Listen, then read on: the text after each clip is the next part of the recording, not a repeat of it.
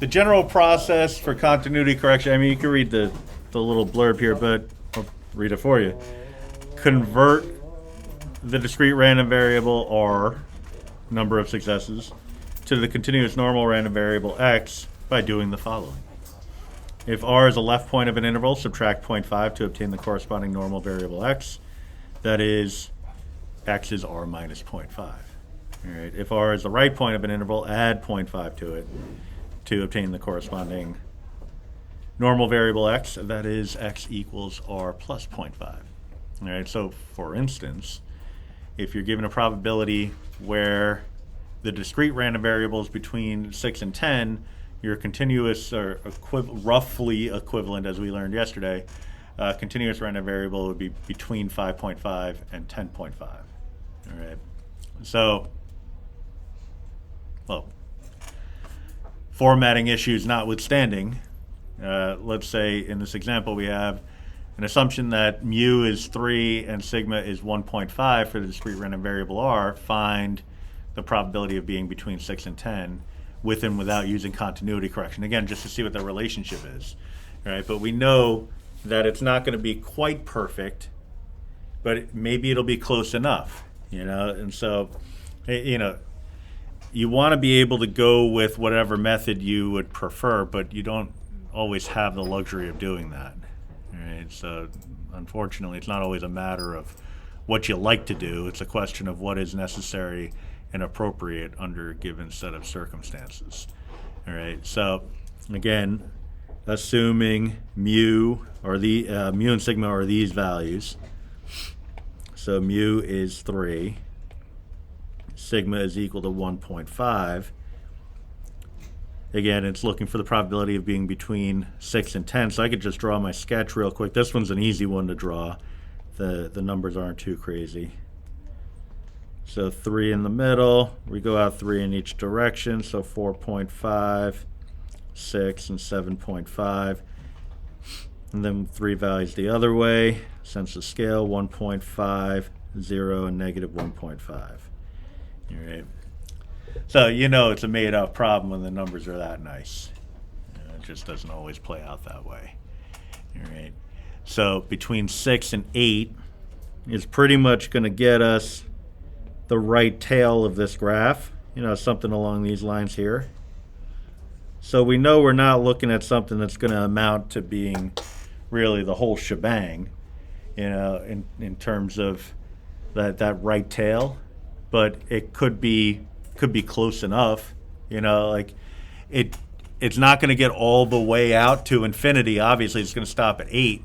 But if you look at it and say, all right, well, we know in a normal distribution about 95% is stored within 2 standard deviations of the mean. That leaves 5% on the fringes. We're 2 standard deviations above the mean on one side. That's going to give us about, if it was the whole shebang, as in going all the way out to infinity, that would give us, well, obviously an overuse of the word shebang, but about 2.5%.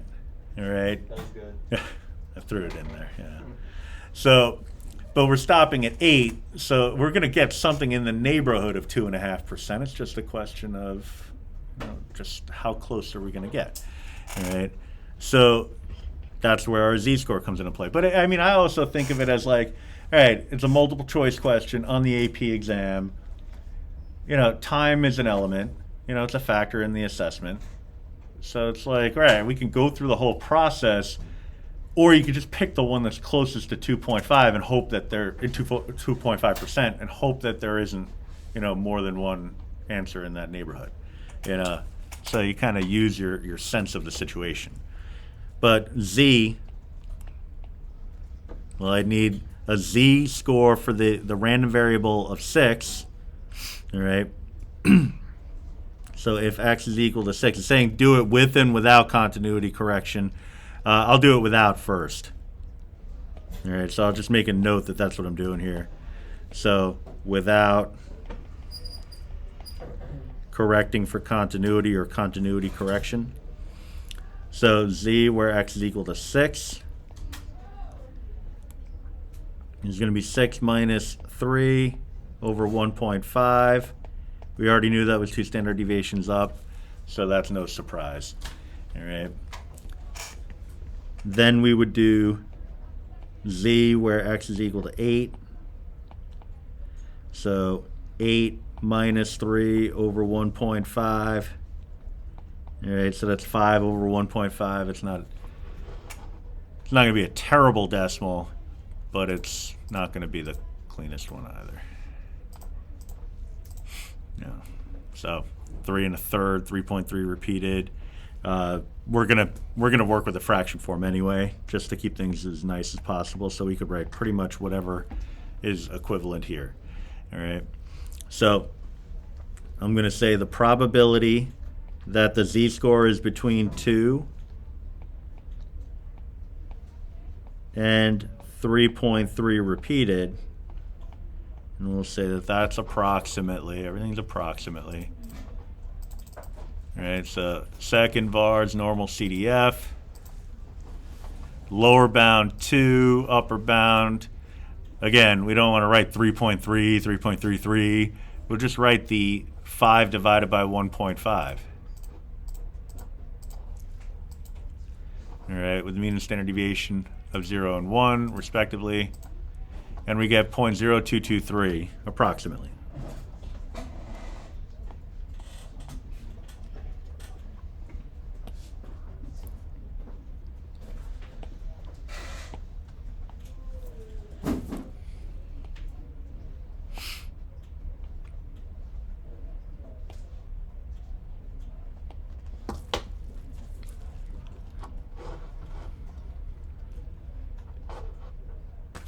So that's without continuity correction. With continuity correction,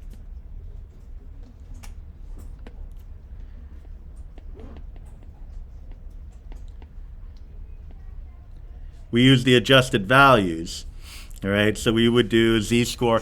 Now, technically, for a question like this, you would, I mean, the purpose of this problem is for us to learn what the relationship is and really confirm for ourselves what the relationship is, even though we already know they're going to be different. We just want to have an idea of how different, right? But they would never ask you to go through this whole progression as a free response question on the AP. So I just want to clarify that. That being said, if I'm wrong about that, and I don't think I am, you would have to draw a new graph, all right? If this ever came up where they're like, okay, do it without and with continuity correction, you'd have to draw a new graph to represent the continuity correction, right? Unless you could come up with a coding system to show which shaded region corresponds to the without continuity correction and which one corresponds to the with continuity correction. Which I don't think I can do effectively. And also I can copy paste, so that kind of adds to it. But we'd be looking at 5.5 as the low bound, but then it would only be going up to 7.5. That made it look like a 55. All right. Whereas this one went from 6, which was a clean value, to 8. All right. Oh, why did I say so? All right. Well, I'm changing the problem. I don't know, because I had 6 to 8 in my mind. Where did I get 6 to 8 from?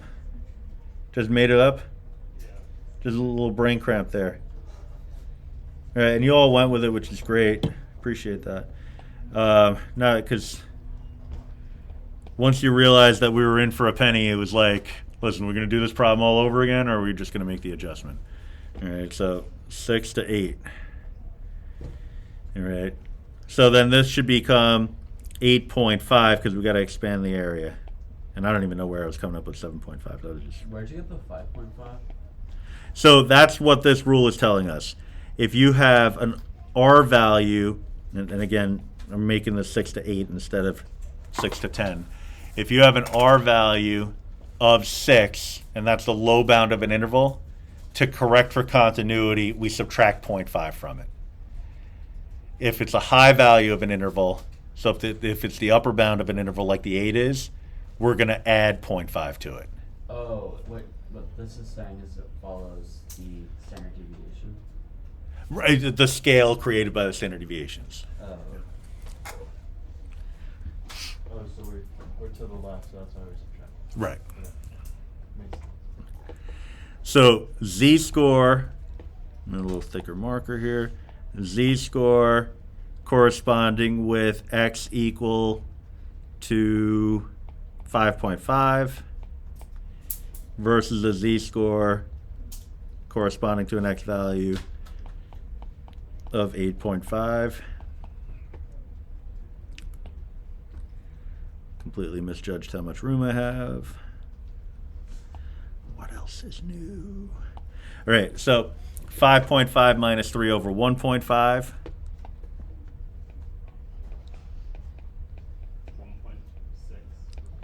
1.6 repeated. Thank you.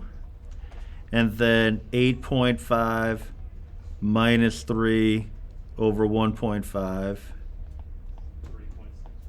3.6 repeated. All right. Thank you. So then it's just a matter of saying the probability that the z-score is going to be between those two numbers, 1.6 repeated and 3.6 repeated.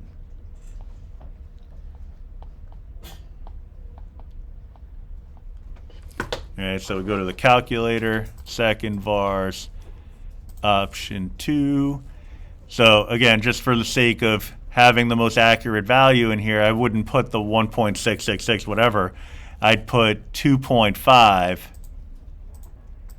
divided by 1.5 as my, well, that would be my lower bound. Yeah, 2.5, the 1.5. Right. Yeah. And then what's next? 5.5 divided by 1.5. So I'm just going to retype it. Why'd you round the answer for the z-score 8.5? Oh, the 3.6 repeated? Yeah. Oh, I just did that for the sake of not having to write anything more complicated on paper. But we're using the exact value in the calculator.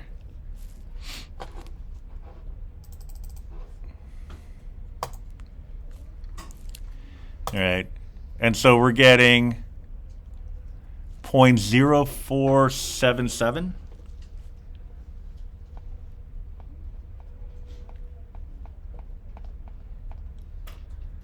All right.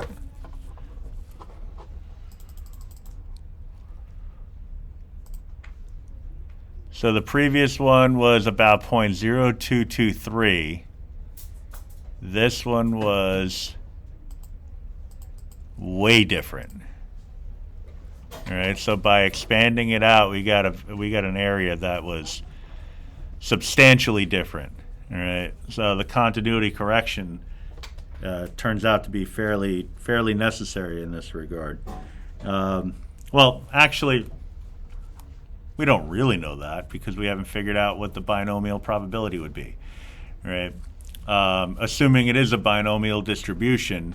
But if we're using continuity correction to the normal distribution or for the normal distribution, then there's some sort of an assumption that we're dealing with some sort of probabilistic model, or in most likely a binomial sense. So yeah, if we were to say a fixed number of trials, fixed probability, independent events, 2 outcomes, maybe we could figure that out. But they didn't tell us the fixed number of trials. They didn't tell us the fixed probability. Right? They gave us the mean and standard deviation. Maybe we could reverse engineer an N and a P out of that. But based on the information that they gave us, there's no indication that we'd be able to determine a probability using another technique. So on the previous page, we came up with this idea that if we connect for continuity, we'll get a better answer. Here, well, we have no other way to do it at this point, so we better correct for continuity so that we can get the best possible answer. showing, especially since we're seeing something that's substantially different, assuming, of course, I didn't make an arithmetic mistake. We wouldn't do like a Or arithmetic. continuity correction unless it was like a binomial distribution situation. Right? Well, it doesn't necessarily have to be binomial. It just has to be a discrete random variable. Continuous, right? Yeah. But wouldn't it already, like, we wouldn't have to, like, state that we're doing it if we're solving it in the context of how the problem is given to us, right? Like, if it's given to us as, like, without continuity correction, why would we, like, we wouldn't have to change it, right?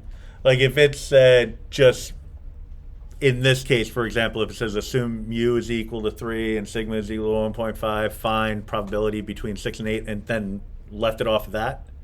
I'm just, like, I'm confused how, like, the continuity court, like, how that's applied to, like, the questions. Right, okay, so the key in this problem is because they said it's for the discrete random variable r. That's the key to everything. All right, we don't know anything about the background scenario here. We just know that it is some discrete random variable r. Now, we have discrete techniques that we could use to find probabilities, like the binomial theorem, like simple probabilities even, you know, the multiplication rule, the addition rule, and things like that. But we don't have enough information to do any of that stuff. So the only technique that we have at our disposal right now is normal approximation, using the normal distribution to figure out the probability. The problem is normal distribution techniques are for continuous random variables. This is not that. So because we are using, well, really, I mean, we're using a technique that is incorrect for this situation. We need to make a correction to that answer in order to make it fit. It's kind of like wearing extra socks because you're wearing shoes that are a little too big. Right? That's all that's really happening here. You know, like the continuity correction is actually just putting on an extra couple of pairs of socks so that you fit into the shoes. All right? You need to build up that, well, in that case it'd be volume, but you need to build up the area a little bit more to reconcile what you have with what you need.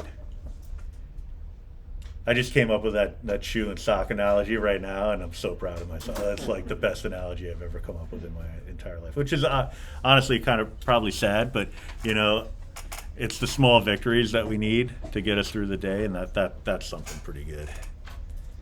Because we can all probably relate to that. Not the old Captain America putting newspapers in his shoes, you know, but it's pretty good. Pretty good. So you got the example here, a little bit more with the continuity correction, but here we just kind of jump into it because now we could take it on faith that as long as you're looking at a situation and saying, all right, the situation I'm presented with is that of a discrete random variable, but I want to use continuous random variable techniques, then I have to correct for the continuity factor. All right.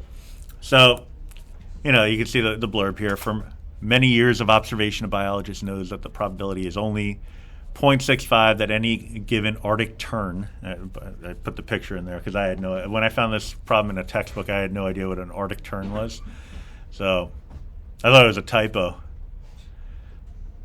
But apparently there's some kind of bird that's called that.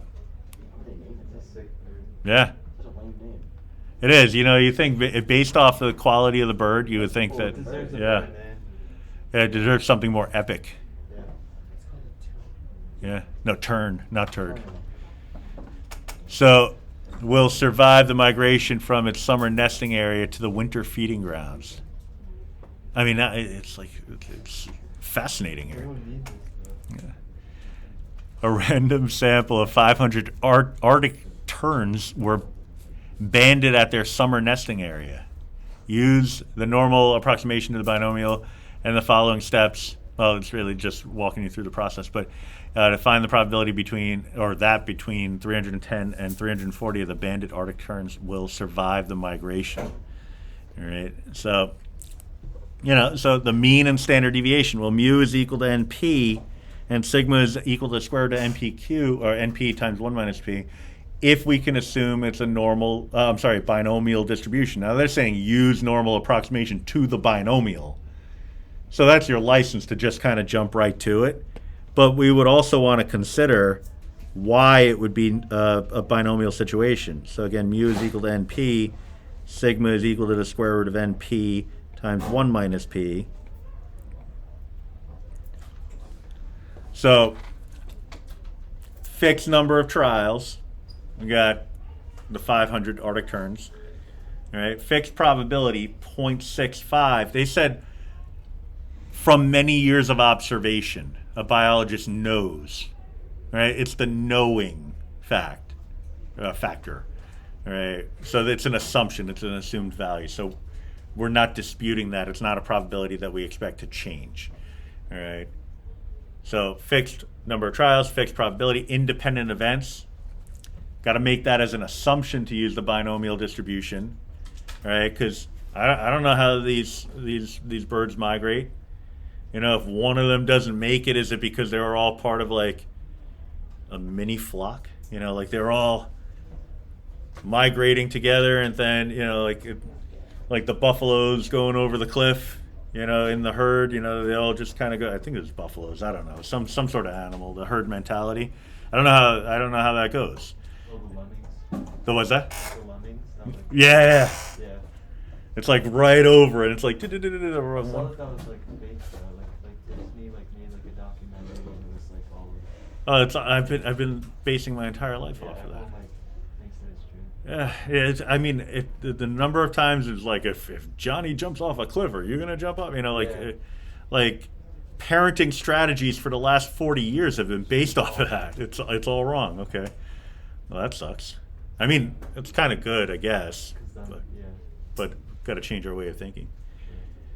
The birds migrate from the North Pole to Antarctica every year. They go all the way from the north to the south of the planet and back every year. I just looked it up. That's awesome. It's insane. It's insane. It's awesome, and The it's entire planet there and That's so back cool. every year. and it makes you just understand how little work we have to do in comparison. It's like, wait, I gotta wake up in the morning and go to school and do some work. You gotta migrate from your couch to the fridge to get a snack in the back. Yeah, it's like it definitely puts you right in your place. It's like, all right, yeah. All right, I'm going to start off on January 1st and get a move on because I got to get back here around the world. Ah, cripes. Yeah, honestly, I feel like I got to beef up this this little passage here because it's not doing justice to the Arctic terns here. So, yeah, so 500 times the 0.65, like so anticlimactic now. 500 times 0.65 is going to give me my mu. That's my expected number, 325. Square root of np times 1 minus p. So the square root of 500 times 0.65 times 1 minus 0.65, so 0.35. So our standard deviation is 10.665.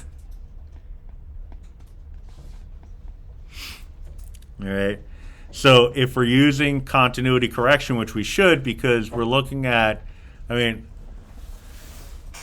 not to get graphic about this, but if only 1/8 of an Arctic tern arrived back at the North Pole,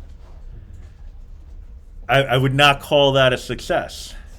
All right. So we're looking at a discrete random variable. We're only considering whole number Arctic terns. So to correct for the continuity, I need to go from 309.5 to 340.5. So half a unit below the lower bound, half a unit above the upper bound. So to give us that extra smidge of area, that corrects for the fact that we're using a continuous random variable technique to evaluate a discrete random variable situation. All right. So then we go to our standard units using the z-score. So z is going to be equal to, well, at least for the 309.5, 309.5 minus 325. Do you have to write z x equals or just Oh, yeah, thank you. I missed that. Good catch. that should be extra credit? I think that's the typo. Should be 15, I agree. And I told you what it should be. And you told me what it should be. Yeah. That's the point. I think you've earned it. Wait, actually? Yeah, why not? Okay. You made it. You made a compelling argument. Back to the class.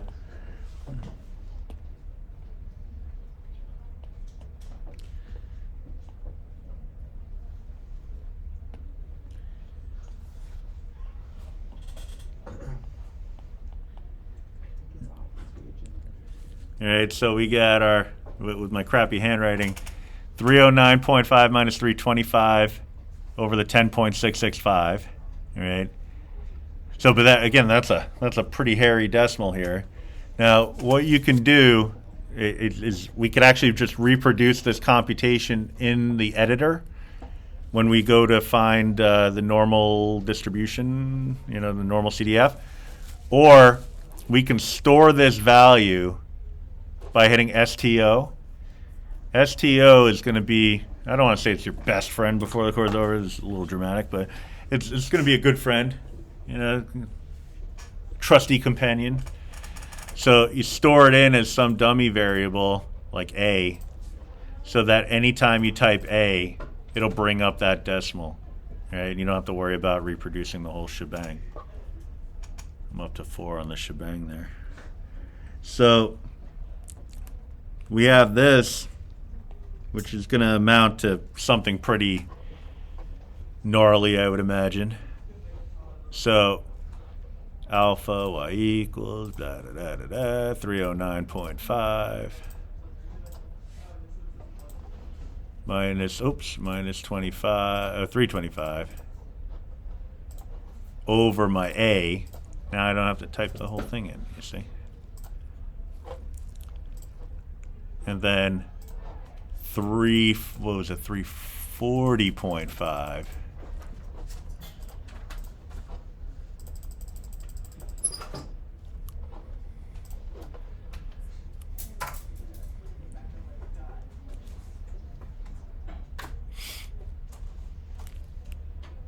So little things in life. After all this time, I never realized that this was symmetric.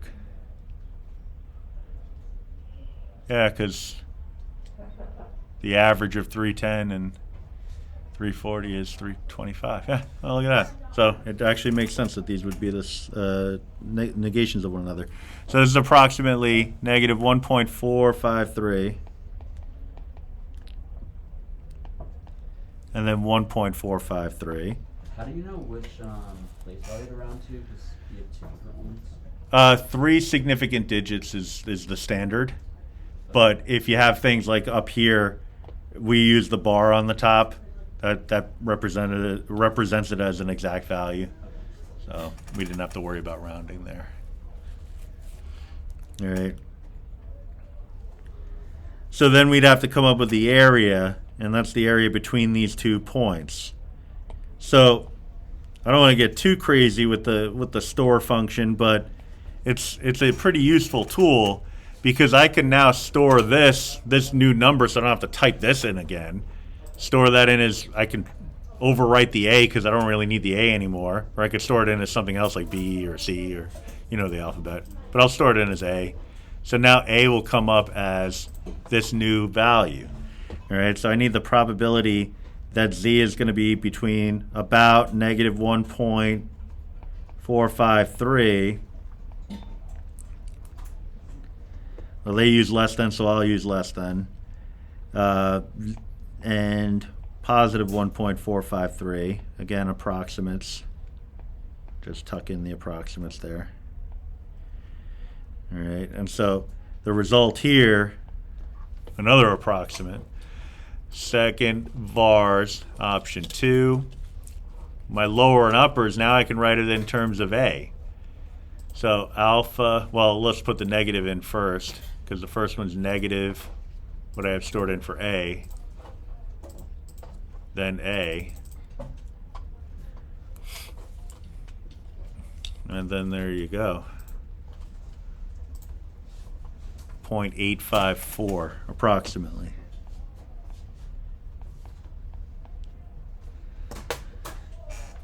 All right. So D. Number 4 we kind of sort of addressed, but I'll talk about it again. Will the normal distribution make a good approximation to the binomial for this problem? Again, fixed number of trials, fixed probabilities, independent events, and 2 outcomes.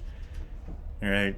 If you can answer convincingly whether each one of those 4 conditions are verified, then the answer to this question is yes. If you can't, then the answer is no. All right. So fixed number of trials. Well, yeah, we have a convincing answer here. All right. So fixed number of trials.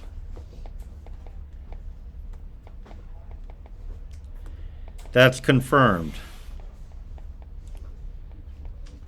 Fixed probability.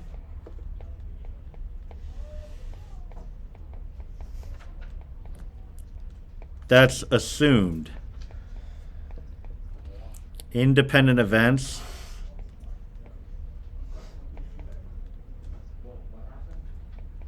That's a big assumption.